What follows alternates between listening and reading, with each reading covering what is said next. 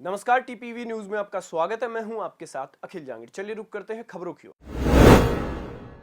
जोधपुर में झंडे पर बढ़े विवाद ने हंगामे का रूप ले लिया है। तनाव इस कदर बढ़ गया है कि जिला प्रशासन ने शांति व्यवस्था को कायम रखने के लिए 10 थाना क्षेत्रों में कर्फ्यू लगा दिया है। बता दें कि झंडे को लेकर दो पक्षों में झड़प हो गई थी। उपद्रव बढ़ते देख पुलिस ने लाठियां भांजी और भीड़ को तितर बितर करने के लिए आंसू गैस के गोले भी छोड़े थे। वहीं मामला सुबह होते ही नमाज अदायगी के बाद बिगड़ गया और कुछ अराजक तत्वों ने पथराव से फिर मामले को हवा दे दी। बढ़ते बवाल पर केंद्रीय मंत्री और जिले से सांसद गजेंद्र सिंह शेखावत ने नाराजगी जताई। भाजपा विधायक व्यास और सांसद शेखावत जालोरी गेट पर धरने पर बैठ गए। संवेदनशीलता को देखते हुए शहर में अतिरिक्त पुलिस फोर्स तैनात की गई है। तनाव की स्थिति को देखते हुए पुलिस ने भीतरी शहर में रूट मार्च किया। अलवर के सदर थाना क्षेत्र के लिवारी गांव से एक युवक 12 अप्रैल से लापता हो गया है। परिजनों का आरोप है कि युवक की हत्या करके उसके शव को जला दिया गया है। पुलिस भी हत्या का शक जाहिर कर रही है। अभी तक मृतक युवक का शव पुलिस को नहीं मिला है। अलवर के सदर थानाधिकारी राजेश शर्मा ने बताया कि 13 अप्रैल को लिवारी गांव निवासी सीताराम यादव ने थाने में रिपोर्ट दर्ज कराई थी कि उसके साले का लड़का दीपक कुमार यादव निवासी ग्राम नांगल रूपा कठुमर उनके पास रहकर पढ़ाई कर रहा था। वो 12 अप्रैल सुबह 11 बजे लापता हो गया। पुलिस ने रिपोर्ट के आधार पर मामले की जांच शुरू की है। दीपक सनोप राम भरोसी यादव मेरा भतीजा था। मेरे जो कि 12 तारीख से ग्राम लिवारी से मेरे जीजा जी के वहाँ से लापता हुआ था। पुलिस में हमने नाबालिगा के हमारे जीजा जी ने उन्हें रिपोर्ट दर्ज कराई थी। रिपोर्ट दर्ज करने के बाद में पुलिस पे कई बार गए थे वहाँ पर। उन्होंने कहा कि इस बच्चे का हमको इस सरदार का शक है, इसको उठाया जाए। उन्होंने हमारे कहने से कुछ ऐसी कार्रवाई नहीं की गई। बार बार हम कहते रहे कि इस बच्चे पे संग आप चाहो तो हम इसके नाम जल्द रिपोर्ट करा दें। एएसआई साहब ने पुलिस ने कहा कि ऐसा कोई कुछ नहीं है, ये भी रिपोर्ट यही है और ऐसा इसका कोई यहाँ से कोई संबंध ही नहीं बैठ रहा इस बच्चे से। और हम बार बार पुलिस के पास आते रहे पर पुलिस ने हमें कोई ऐसा आश्वासन नहीं दिया, बच्चे की खोजबीन नहीं की। कल तक कोई ऐसा नहीं हुआ। खुद हमने हमारे तरीके से जो जानकारी जुटा कर उल्टी पुलिस को बताई कि इस बच्चे पे शक है, इस लेडीज पे शक है, इसके घर वाले पे शक है, इसके भाई के शक है। कल भी हमने पुलिस को बोला था कि आप जाइए, इसकी माँ को उठाइए, इसके बाप को उठाइए और इनको ला के इनसे पूछताछ कीजिए। बोलो ऐसा कैसे साहब, बिना शक पे एक दो को ले आएंगे, मारपीट नहीं कर सकते, हम पे भी ऊपर से दबाव है। ये है वे ये पता लग गया कि उसे जिंदा जलाया था।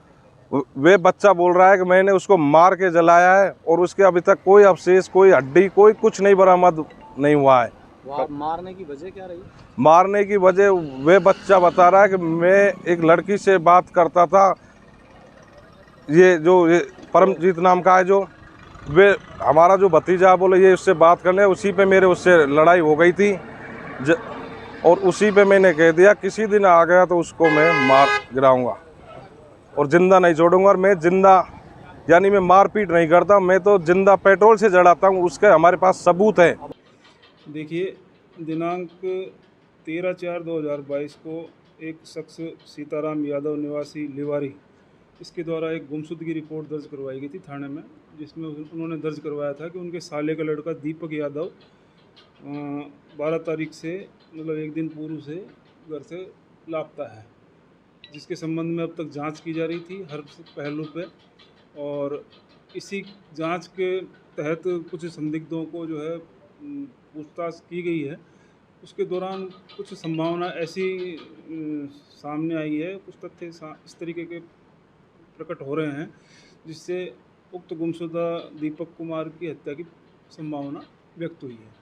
तो इस संबंध में हमने जो संदिग्ध घटना स्थल वगैरह थे उनकी एफएसएल टीम से, डॉग स्क्वाड से और स्पेशल मोबाइल इन्वेस्टिगेशन यूनिट वगैरह है, इनसे हमने तस्दीक करवाई है।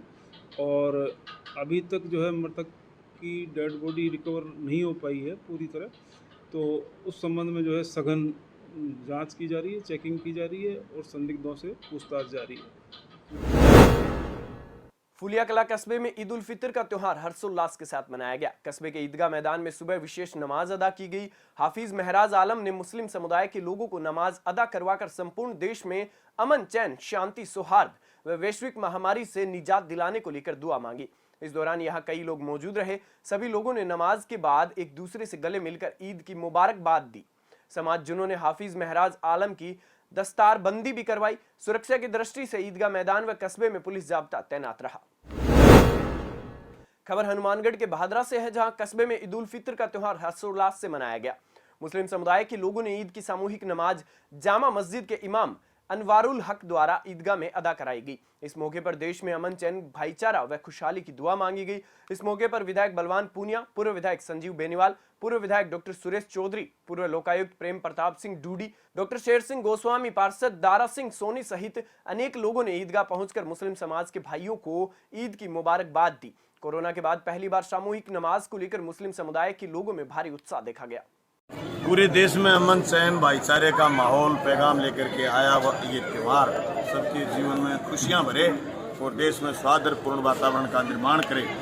और ये ईद लोगों की आकांक्षाओं, उम्मीदों का पूरा करने का काम करेगी और लोगों की मनोकामनाएं पूरा करने का काम करेगी। ईदगाह पर जिस तरीके से नमाज अदा कर मोमिन भाइयों ने ये तय करा है कि देश में अमन चैन का पैगाम आगे से आगे बढ़ाने का काम करेंगे और अपने सारे दूसरे कामों को छोड़ करके जनहित में लगने का काम करेंगे।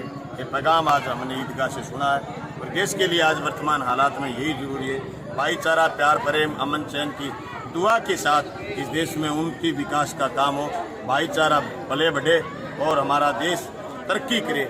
यही इस ईद की त्योहार की परंपरा है। ये आज हम सब यहाँ इकट्ठे हुए हैं ईद का त्योहार मनाने के लिए। ईदगाह पर भादरा में हम सब इकट्ठे हुए हैं। तो इस मौके पर मैं सभी देशवासियों को इस पावन पर्व पर बहुत बहुत बधाई देता हूँ और ये अर्ज करता हूँ कि आज एक तरह से आज इस इलाके के अंदर हम ईद उल फितर का त्यौहार भी मना रहे हैं। आखा तीज का त्यौहार भी आज के दिन है और भगवान परशुराम जी की जयंती भी आज के दिन है। तो एक तरह से मैं कहना चाहूँगा कि ये त्रिवेणी संगम जो है एक तरह से हम महसूस करते हैं। बहुत खुशी का माहौल है, बहुत खुशी का मौका है। करौली में पूर्वी राजस्थान नहर परियोजना को राष्ट्रीय परियोजना घोषित करने की मांग जोर पकड़ने लगी है। इस संबंध में पूर्वी राजस्थान नहर परियोजना किसान संघर्ष समिति से जुड़े 50 से ज्यादा पदाधिकारी और किसानों ने प्रधानमंत्री नरेंद्र मोदी के नाम कलेक्टर अंकित कुमार सिंह को ज्ञापन सौंपा। पूर्वी राजस्थान नहर परियोजना किसान संघर्ष समिति के प्रदेशाध्यक्ष भामसा रामनिवास मीना और प्रदेश संयोजक अमर सिंह निमरोठ ने बताया कि प्रधानमंत्री के नाम कलेक्टर को सौंपे गए ज्ञापन में ERCP को राष्ट्रीय परियोजना घोषित करने की किसानों ने आवाज बुलंद की है। दातापायरा स्थित खड़ेश्वरी महाराज आश्रम में खड़ेश्वरी महाराज की चरण पादुका व मूर्ति की स्थापना हुई। इस दौरान जयपुर से आए हेलीकॉप्टर ने 6 राउंड में 551 किलो फूलों की बरसात की। खड़ेश्वरी महाराज ट्रस्ट के अध्यक्ष उदयलाल भंडारणा ने बताया कि खड़ेश्वरी महाराज की 2 प्रतिमाएं व चरण पादुका की स्थापना की गई है। वहीं कार्यक्रम में हजारों लोग शामिल हुए। भंडारणा ने बताया कि कार्यक्रम के बाद संतों को विदाई दी गई। इस दौरान भाजपा किसान जिला उपाध्यक्ष कमलेश सिंह गुड्डा और अन्य ने व्यवस्थाएं की। रायसिंह नगर में ब्राह्मण समाज द्वारा भगवान परशुराम जयंती बड़ी धूमधाम से मनाई गई। कोरोना के 2 वर्ष बाद भगवान परशुराम का जन्मोत्सव पर ब्राह्मण समाज द्वारा प्रोग्राम का आयोजन किया गया। इस मौके पर विशाल शोभा यात्रा निकाली गई। वहीं आकर्षण का केंद्र परशुराम भगवान की झांकी रही। शोभा यात्रा में प्रशासन व पुलिस जाब्ता भी भारी संख्या में उपस्थित रहा। धौलपुर जिले के समीप नेशनल हाईवे पर दोपहर के समय एक दर्दनाक हादसा हुआ, जहां 2 बाइकों के बीच आमने सामने की भिड़ंत में एक युवक की मौत हो गई। वहीं उसका साथी बाइक सवार गंभीर रूप से घायल हुआ। उधर दूसरी बाइक सवार 2 युवक भी घायल हो गए। बताया जा रहा है कि यह सभी गंगापुर से शादी समारोह में शरीक होकर लौट रहे थे। तभी ठाकुरदास का नगला के समीप दोनों ही बाइक आमने सामने टकरा गई। घटना के बाद मौके पर जुटे राहगीरों की सूचना पर एम्बुलेंस पहुंची और 4 लोगों को अस्पताल पहुंचाया गया, जहां चिकित्सा टीम ने प्राथमिक उपचार करते हुए सभी को जिला अस्पताल रेफर कर दिया। तभी युवक ने रास्ते में दम तोड़ दिया। ये राजौरा खुर्द जो ठाकुरदास जी का मंदिर है उसके पास 2 बाइकों में आपस में आमने सामने एक्सीडेंट हुआ, जिसमें 4 जो मरीज हैं उनकी हालत ज़्यादा सीरियस है। एक मरीज हॉस्पिटल पहुँचते डेड हो गया। उसका जो बॉडी है उसको मोर्चरी में रखवा दिया गया। वहाँ से हम पेशेंट को CHC जो शेपू है वहाँ लेके गए। वहाँ के डॉक्टरों ने उनको फर्स्ट एड दिया गया।